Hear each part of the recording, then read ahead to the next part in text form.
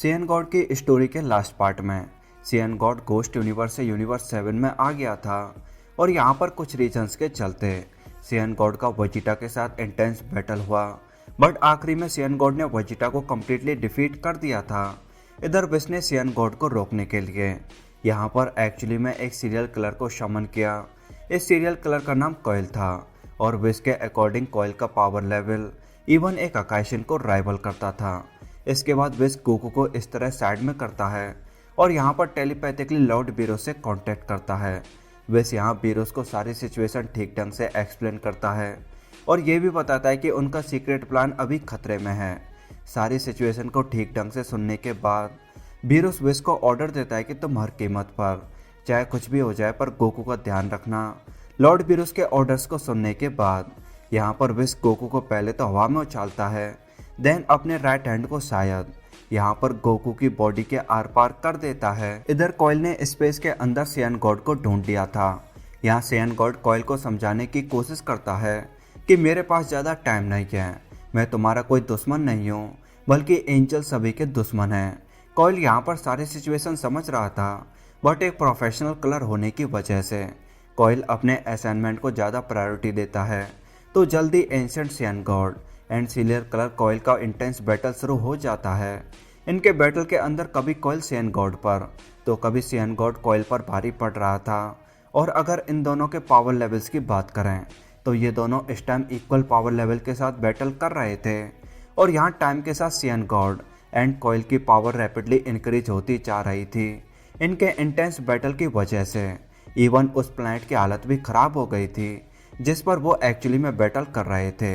अपन को थोड़ी देर पहले लगा कि विश ने गोकू को एक्चुअली में मार दिया था बट यहाँ पर ऐसा नहीं था, बल्कि विश ने तो यहाँ गोकू की पावर को रिस्टोर किया था। होश में आते गोकू वेजिटा के बारे में पूछता है जिस पर विश बताता है कि उसे यामोशी ने नॉकआउट करके एक्चुअली में स्पेस में कहीं छोड़ दिया है। वेजिटा की कंडीशन के बारे में सुनकर गोकू यहाँ पर गुस्से में एक ज़बरदस्त पावर अप करता है और अपने आप से प्रॉमिस करता है कि वो इस बार यामोशी को पक्का डिफीट कर देगा। कि तभी लॉर्ड बीरोस वेजिटा के साथ यहाँ पर अराइव होता है यामोशी के साथ अपने लास्ट बैटल की वजह से। वेजिटा अभी भी नॉकआउट था तो विश अपनी एंजेलिक पावर्स को यूज करके एक्चुअली में वेजिटा की फुल पावर को रिस्टोर कर देता है। होश में आते वेजिटा अपने एंकर के चलते यहाँ पर पहले तो एक ज़बरदस्त पावर अप करता है और अपनी टॉप स्पीड के साथ अगेन यामोशी से बैटल करने निकल जाता है। बट अगले मोमेंट में लॉर्ड बीरोस यहाँ अचानक से वेजिटा के आगे अपीयर होता है और वेजिटा में एक सुपर सॉलिड पंच मारता है।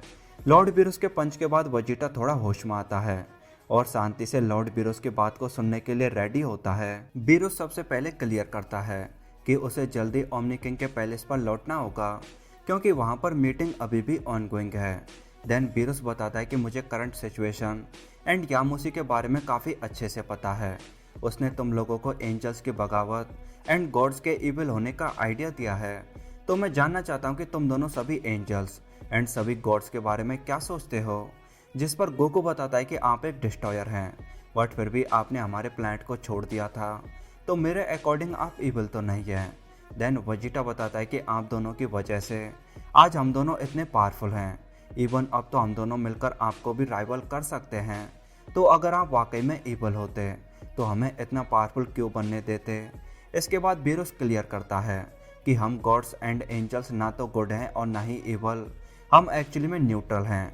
बट अगर हम न्यूट्रल होना छोड़कर एक्चुअली में गुड एंड इवल में से किसी की साइड हो जाएं तो हम लोगों में और तो मॉर्टल्स में कुछ खास डिफरेंस नहीं रहेगा। देन बीरोस गोकू एंड वेजिटा से यामोशी के साथ हुए उनके लास्ट बैटल के बारे में पूछता है जिस पर वेजिटा बताता है कि हमारे बैटल के टाइम पर यामोशी ने एक सीक्रेट ट्रिक को यूज किया था।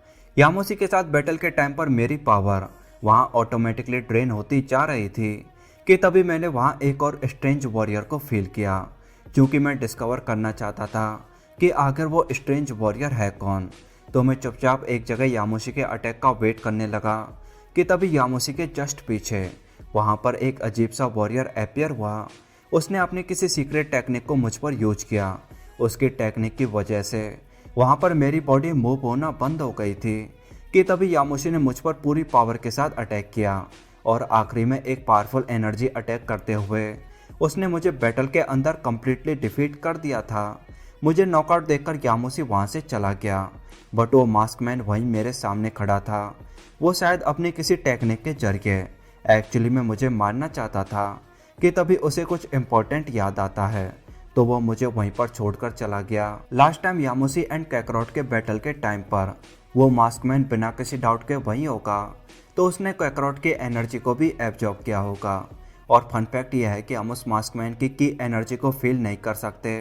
वेजिटा की सारी बातों को सुनने के बाद बीरूस कहता है कि एक तो वो बंदा ऑलरेडी काफ़ी पावरफुल है, ऊपर से उसके साथ उसका हेल्पर भी है, तो ये तो वाकई में काफ़ी बैड सिचुएशन है। इसके बाद बीरूस क्लियर करता है कि तुम दोनों ने अभी जिसके साथ बैटल किया वो एक्चुअली में यामोशी नहीं था। यामोशी केवल एक स्टोरी का लीजेंड है जो कभी एक्सिस्टेंस में ही नहीं आया। ये सुनकर गोकू बताता है कि मैंने खुद ड्रैगन बॉल से यामोशी को विश बैक किया था ताकि मैं यामोशी के साथ बैटल कर सकूं, तो ये फेक तो नहीं हो सकता। जिस पर बीरूस कहता है कि ये किसी ऐसे पर्सन का काम है जो तुम्हें एंड तुम्हारे बैटल के क्रेज को काफ़ी अच्छे से जानता है। किसी ने तुम्हें फुल प्लानिंग के साथ बेवकूफ़ बनाया है। मैं इस वॉरियर के बारे में ज़्यादा तो नहीं कह सकता, बट इसका मेन मोटो एक्चुअली में एंजल्स को टेक डाउन करना है। इसके बाद बीरूस बताता है कि ऐसा माना जाता है कि इवन जिनोसमा को भी मारने का एक तरीका है, बट उसे दाशिन खान के अलावा कोई और नहीं जानता। इस टाइम जिनोसमा एंड ग्रैंड प्रिंस दोनों को ही इस बंदे के एक्सिस्टेंस का पता है और उन्हें एंजल्स को टेक डाउन करने वाले प्लान का भी अच्छे से आइडिया है।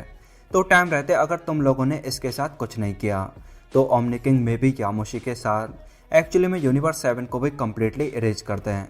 तुम लोगों के पास केवल उतना टाइम है जितना ओमनी किंग के पैलेस पर हमारी मीटिंग में है, तो तुम्हें यामोशी को लेकर जल्द से जल्द कुछ करना होगा। टाइम वाकई में काफ़ी लिमिटेड है। और इधर यामोशी एंड कॉयल के बैटल के अंदर यामोशी ने कॉयल को कम्प्लीटली ओवर पावर कर दिया था, तो अब ये देखना काफ़ी मज़ेदार होगा कि गोकू एंड वेजिटा इस फेक यामोशी के साथ क्या करते हैं। बाकी आप इसके बारे में क्या सोचते हैं, let me know in comment box. I hope आपको वीडियो पसंद आई होगी। तो यार वीडियो पसंद आई हो तो वीडियो को लाइक करो, एंड अगर अभी तक आपने चैनल को सब्सक्राइब नहीं किया है तो यार वेट किस बात का कर रहे हो, फटाफट चैनल को सब्सक्राइब करते हुए बेल आइकन को ऑन कर लो। बाकी thank you so much for watching and we will see in the next Dragon Ball video. तब तक के लिए गुड बाय।